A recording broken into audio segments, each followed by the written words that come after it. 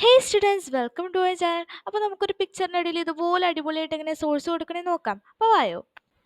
അപ്പോൾ ഞാൻ ദേ solar system എന്ന് പറഞ്ഞൊരു ടോപ്പിക്ക് വെറുതെ കൊടുത്തിട്ടുണ്ട് കേട്ടോ, ഒരു ടോപ്പിക്കിന് വേണ്ടിയിട്ട്. അപ്പോൾ നമ്മൾ സാധാരണ ഈ സോഴ്സൊക്കെ കൊടുക്കുന്ന സെമിനാർ പ്രസൻറ്റേഷൻ അല്ലേ. അപ്പോൾ സെമിനാർ പ്രസൻറ്റേഷൻ മോഡലൊക്കെ തന്നെയാണ് ഞാൻ ചെയ്യാൻ ഉദ്ദേശിക്കുന്നത്. ഇതൊരു മാക്സിമം നമ്മളെപ്പോഴും ഉണ്ടല്ലോ സെമിനാർ പ്രസൻറ്റേഷൻ എപ്പോഴും ഒരു വൈറ്റ് ബാക്ക്ഗ്രൗണ്ട് കൊടുക്കാൻ നോക്കുക. അതായിരിക്കും കുറച്ചുകൂടി പ്രൊഫഷണൽ ടച്ച് ഫീൽ ചെയ്യുക നമുക്ക്.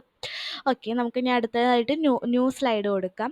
ഇനി ഞാൻ തൽക്കാലത്തേക്ക് ഒരു സബ് ടോപ്പിക് എന്ന് പറഞ്ഞ് എർത്ത് എന്ന് കൊടുത്തു. എന്നിട്ട് നമ്മൾ എന്ത് ചെയ്യണം, ഗൂഗിളിൽ പോയിട്ട് എർത്തിൻ്റെ ഇമേജസ് സെലക്ട് ചെയ്യണം. അപ്പോൾ നിങ്ങൾ ജേർണൽസിൽ നിന്ന് എടുക്കുന്നെങ്കിലും സെയിം പ്രൊസീജിയേഴ്സ് തന്നെ ഫോളോ ചെയ്താൽ മതി കേട്ടോ. എന്നിട്ട് ഞാൻ ദേ എനിക്ക് ഇഷ്ടപ്പെട്ട ഒരു എർത്തിൻ്റെ ഇമേജ് സെലക്ട് ചെയ്തിട്ടുണ്ട്. ഇനി എന്താ, ഇത് കോപ്പി ഇമേജ് ചെയ്യുക.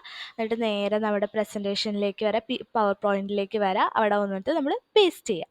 പിന്നെ ഇത് വലുതാക്കാനും ചെറുതാക്കാനും നമ്മുടെ ഇഷ്ടം പോലെ നമുക്ക് അഡ്ജസ്റ്റ് ചെയ്യാവുന്നുള്ളൂ. പിന്നെ ഇത് ഡ്രാഗ് ചെയ്യുമ്പോൾ ശ്രദ്ധിക്കേണ്ടത് ഈ കോർണർ പോർഷൻ തന്നെ വെച്ച് തന്നെ ഡ്രാഗ് ചെയ്യുക. ബാക്കിയുള്ളതൊക്കെ പിടിച്ച് നിൽക്കുക, ആകെ കോളായി കംപ്രസ്സായി ആകെ കോളായി കിട്ടും. അപ്പോൾ അത് ശ്രദ്ധിക്കേണ്ട ഒരു കാര്യമാണ്. നിങ്ങൾ ഏത് പ്രസൻറ്റേഷൻ ചെയ്യുകയാണെങ്കിലും ഇമേജ് ഇവിടെ തന്നെ പിടിച്ച് വലിക്കുകയും താത്തുകയൊക്കെ ചെയ്യുക. ഇനി നിങ്ങൾ ഇൻസേർട്ട് ടാബിൽ പോയിട്ട് ഒരു ടെക്സ്റ്റ് ബോക്സ് ആഡ് ചെയ്യുക. ഈ ഫിഗർ എന്താണെന്ന് പറയണ്ടേ, ആ ഫിഗർ എന്താണെന്ന് എന്തായാലും അഡ്രസ്സ് ചെയ്യണം, ഇല്ലെങ്കിൽ സെമിനാറിന് ഊക്കും 5 ചാവും. ഓക്കെ, അനുഭവം ഗുരു. അപ്പോൾ നമ്മൾ ഫിഗർ എന്ന് കൊടുക്കുക. എന്നിട്ട് നമ്മൾ എന്താണ് ഫിഗർ പെർത്തല്ലേ തൽക്കാലത്തേക്ക്, അപ്പോൾ എർത്തൊന്ന് കൊടുത്തു. എന്നിട്ട് താഴെ നമ്മൾ സോഴ്സ് കൊടുത്തു. ടെക്സ്റ്റ് ബോക്സിൻ്റെ ഉള്ളിൽ വേണം അതൊക്കെ എഴുതാൻ. സോഴ്സ് കൊടുക്കാൻ നമ്മൾ നേരെ ഗൂഗിളിൽ പോയി ആ ഇമേജിൻ്റെ സൈറ്റ്, ഒരു സൈറ്റ് ഉണ്ടാവുമല്ലോ. ഇപ്പോൾ സ്പ്രിങ്ങർ എന്നാണെങ്കിൽ ആ സ്പ്രിങ്ങർ, അത് അങ്ങനെ ഉണ്ടാവുമല്ലോ സൈറ്റ്. ഇവിടുത്തെ സൈറ്റ് ഇപ്പോൾ അഡോബ് എന്ന് പറഞ്ഞൊരു സൈറ്റാണ്. അപ്പോൾ ആ സൈറ്റ് അങ്ങനെ തന്നെ ഞാൻ കൊണ്ടുവന്ന് എഴുതി. ഇതാണേ. അപ്പോൾ നമ്മുടെ സൈറ്റ് അഡോബ് സ്റ്റോക്ക് എന്നായിരുന്നു വരിക. അപ്പോൾ അഡോബ് സ്റ്റോക്ക് എന്ന് ഞാൻ ടൈപ്പ് ചെയ്തു.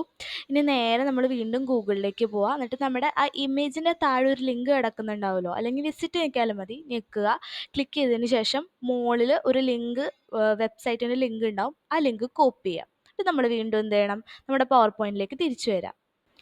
എന്നിട്ട് നമ്മുടെ സൈറ്റ് മാത്രം സെലക്ട് ചെയ്യുക, സോഴ്സ് വേണ്ട. എന്നിട്ട് ഇൻസേർട്ട് ടാബിൽ പോവുക, ലിങ്ക് എന്ന് പറഞ്ഞ ഓപ്ഷൻ ക്ലിക്ക് ചെയ്യുക. അവിടെ അഡ്രസ്സിൻ്റെ അവിടെ നമ്മൾ കോപ്പി ചെയ്ത് ആ ഒരു സൈറ്റ് പേസ്റ്റ് ചെയ്യുക. ഇടാൻ വിട്ടുപോയി, അതാട്ടോ സംഭവിച്ചത്. എന്നിട്ട് നമ്മൾ ഇൻസേർട്ട് കൊടുക്കാം. ഇത്രയേ ഉള്ളൂ, കണ്ടോ. അപ്പോൾ ആ ഒരു സൈറ്റ് ഹൈലൈറ്റ് ചെയ്ത് തന്നു ബ്ലൂ കളറിൽ. ഇത്രയേ ഉള്ളൂ നമുക്ക് ചെയ്യാനായിട്ട്. ഇനിയിപ്പോൾ ടേബിൾ ആണെങ്കിലും സെയിം പ്രൊസീജിയർ ഫോളോ ചെയ്യാം. അപ്പോൾ ഓക്കേടാ, താങ്ക്സ് ഫോർ വാച്ചിങ്.